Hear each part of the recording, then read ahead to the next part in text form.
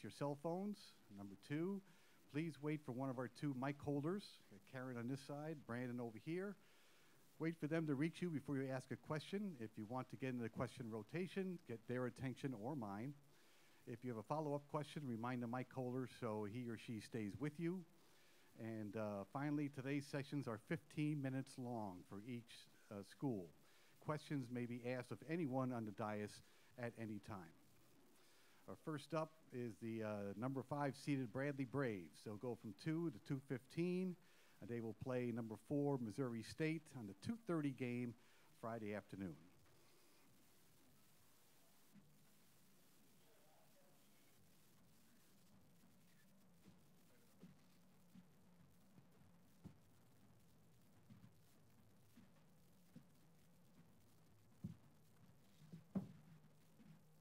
Head coach Brian Wardle is with us. He is surrounded by the student athletes Luke Von Bray and Luke Mon Lundy.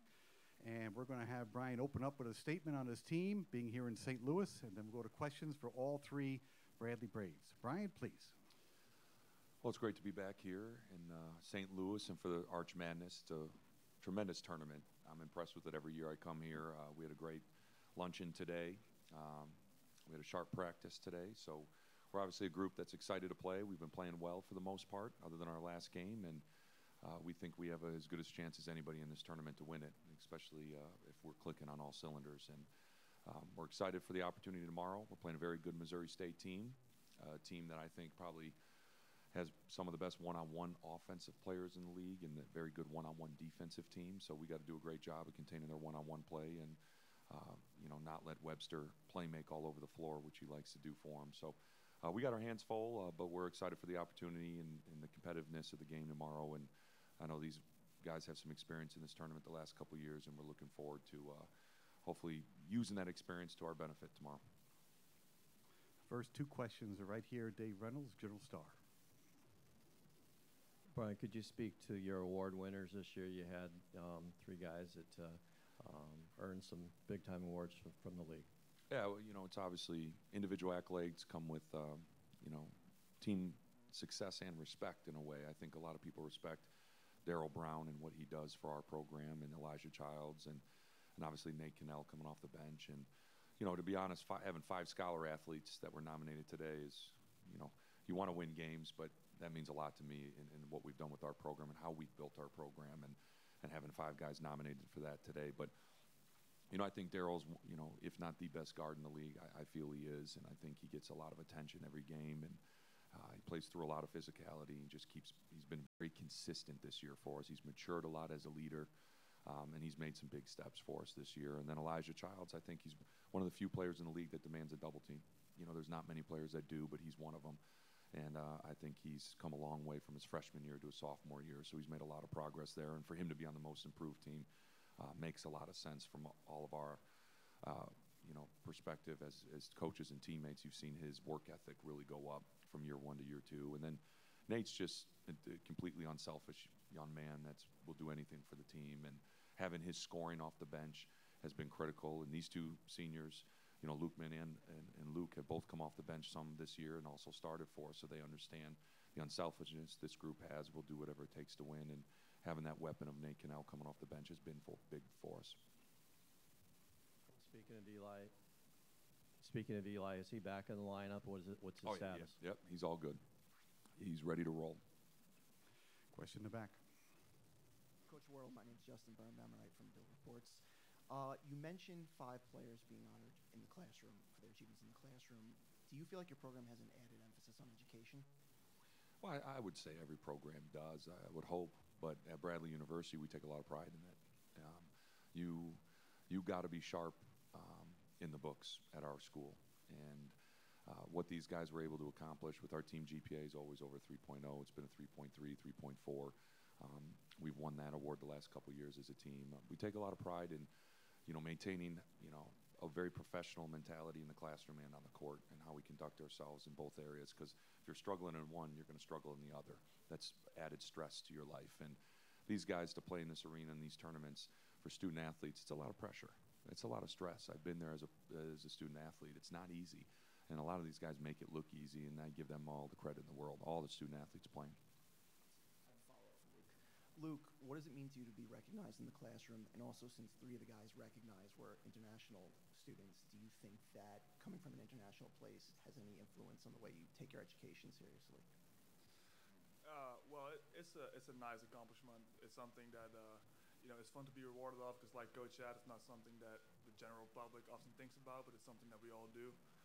So to be recognized for that is fun. The international part, I don't think it really affects anything. I will say, maybe it gives you a little bit of a chip on your shoulder, especially in the first couple of years, because because of the language differences, you want to make sure you really pay attention, so you take maybe better notes because you might not know the language as well.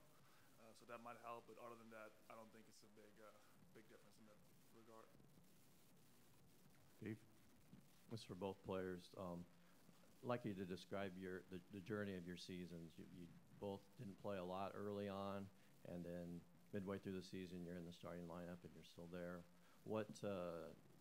Just tell me how it all developed and how you're able to keep your spirits up in those early days, and which led to the starting spot. Luke Mon, you'll be first. Thank you. Well, my role as a leader, whether I was playing or not, was going to be the same. You know what I'm saying? I felt like even before I came here, Coach Woodward described to me like you have a very, great personality, and you're going to be a great locker room guy for us. And whether I was playing or wasn't playing, that's what I was going to do regardless. But, getting more minutes is fine. But, like I said, being a great leader is what I strive to do every day, and a great teammate. So, the minutes is cool, but I just want to be a good leader and teammate. That's all I care about. Yeah, I mean, kind of feel the same way. It's every season is a roller coaster ride.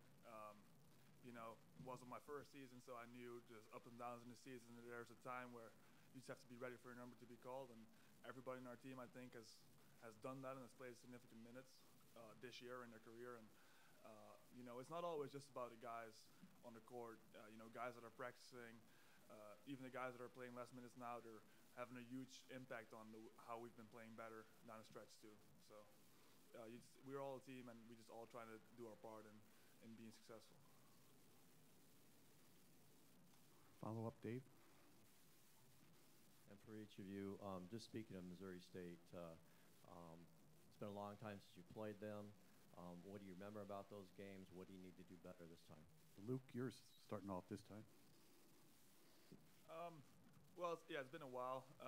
I think they haven't seen our best basketball yet, so that's something that we hope to showcase tomorrow. And against them, you just got to be aggressive throughout the whole game.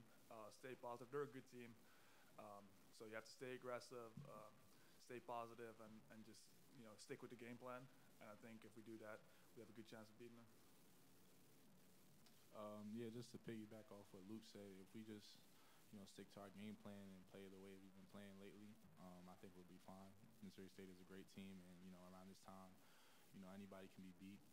So we have to bring our A game because they are, but just stick to our game plan, we'll be fine. We have 5 minutes left in this session. Next question, Ron. Brian, as someone who's coached in the Horizon League and now here in the Valley, you had a really good team at Green Bay a few years ago, regular season conference champions, but yet you were left out of the NCAA tournament. What do you think the tournament committee can do to make that field of 68 more inclusive for the mid-majors? Well, I could talk a while about that when it comes to scheduling. I think a lot has to come down with scheduling.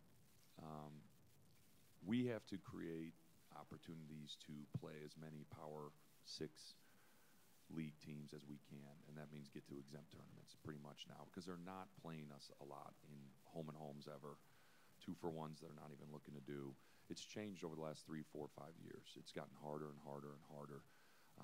So we got to get very creative in scheduling as a mid-major. I think it's a very tough job for Missouri Valley League in general, because we're we're a top 10 league, and we're a league that needs to go play quad 1 games. We need to find quad 1 games in the non-conference, and it's hard for us to do that. And then you got to come to our conference like this year, where everyone's between, I don't know, 120 to 200. I mean, we got 10 teams all bunched up, very competitive league, and we're all beating each other up.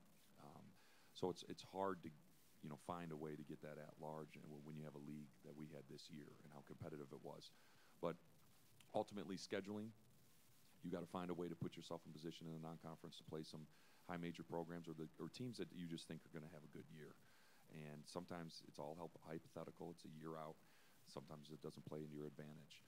And then you got to go in your league and you got to handle your business, and you probably got to at most lose 2 or 3 games, and that's a lot of pressure, especially when you're in a league as good as ours. So it's a very complicated question to get more teams into the tournament. But I think I know we're all as leagues. I know everyone's trying to put their heads together and try to figure out a way to get these games set.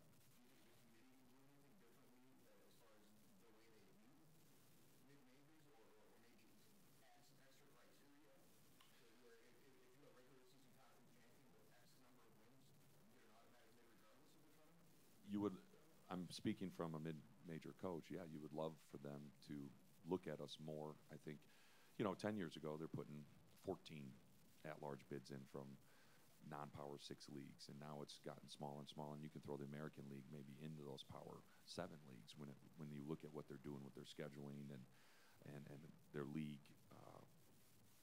matchups against each other. So, bottom line is we got to schedule as smart as we possibly can, try to play as many quad 1 games as we can in the non-conference, and then when you get to your league, you just got to, you got to hold home court and steal some road games. I mean, it's pretty similar to a lot of different leagues, but I just think as a Missouri Valley, it's in a tough spot right now, but we can figure out ways. There's ways to do it.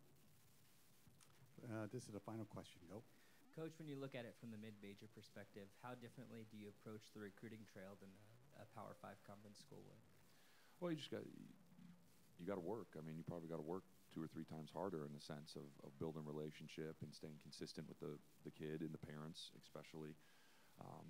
But what you're seeing is that a lot of young men look to go to the biggest arena, the biggest school possible for the most part, and you just got to stay in the game, and hope that they realize maybe you're the 4th or 5th option for them, and you're our number 1 option.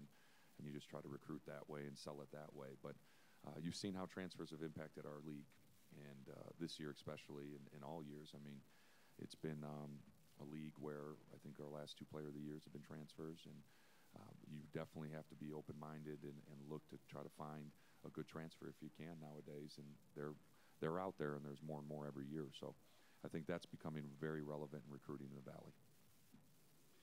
Thank you, gentlemen. Thank you. Best of luck tomorrow. Braves and Bears, 2:30.